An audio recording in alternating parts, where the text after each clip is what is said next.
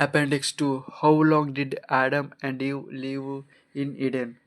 In the 11th chapter of this book, I said that Adam and Eve were not attempted were not tempted immediately after they were kept in the garden, and that God had given them enough time to be educated about his love and faithfulness. I said that God kept them in glory for 100 years and then allowed the tempter to enter the garden. I argued that we have reason to believe that the same thing was done for the created sons of God in glory. How do we know that? Here is the calculation. The Bible tells us that Adam was 130 years old when Seth was born.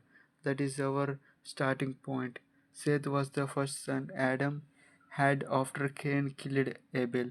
We know that there was a day when Cain and Abel went before God to submit their offerings and receive his blessings. Our first parents didn't have any children as long as they lived in glory in the Garden of Eden. They had their first son Cain only after they came out from the garden. Now, if the Bible is telling us of the day the sons of Adam brought their offerings, it proves that it was not their regular practice and they were not used to bringing offerings to the Lord. That day was a special day, and it was the first time for them to bring their offerings to the Lord. Adam and Eve had told their sons the sad story of the fall from glory and told them that the humans were now a race condemned to die and perish forever. They told their sons that God had killed a goat to cover human nakedness. Adam and Eve taught their sons that the killing of the goat showed the Lord requires blood in order to forgive sinners. They further taught that there is no remission of sins without the shedding of blood. Cain knew this truth and deliberately disobeyed. That is why God took it so seriously and banished Cain from his presence. Now, coming to the point, if that it was a special day when Cain and Abel came to make peace with God, then that means they had reached the age of accountability.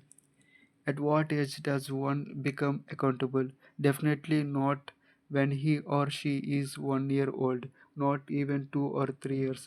At least he or she must be in his or her teens. By the Old Testament standards, 20 or 30 years would be the age when a person becomes qualified to be held responsible and accountable. In the book of Numbers, the God commandment Moses to count only those who were 20 years old and above. We know that our Lord started his public ministry when he was 30 years old. So, the most probable age of accountability would be somewhere between 20 and 30 years. We may take it as 25 or 30, whatever our common sense accepts. It is our guesswork that Cain and Abel made their offerings to the Lord when they were around 30. But it is the confirmed statement of the Bible that Seth was born only after Cain was banished from God's presence. It is also a clear statement of the Bible that Adam was around 130 years old when Seth was born. It means the whole story of Adam having his first two sons and their first attempt to make peace with God took nearly 30 years. If the family story of Adam began 30 years earlier, then it automatically means that Adam was 100 years old when he was sent out from Eden. That means Adam and Eve were in the garden for almost 100 years. God didn't expose them to the temptation immediately after creating them. He allowed them he allowed the tempter to come only after he had prepared Adam and his wife for 100 years.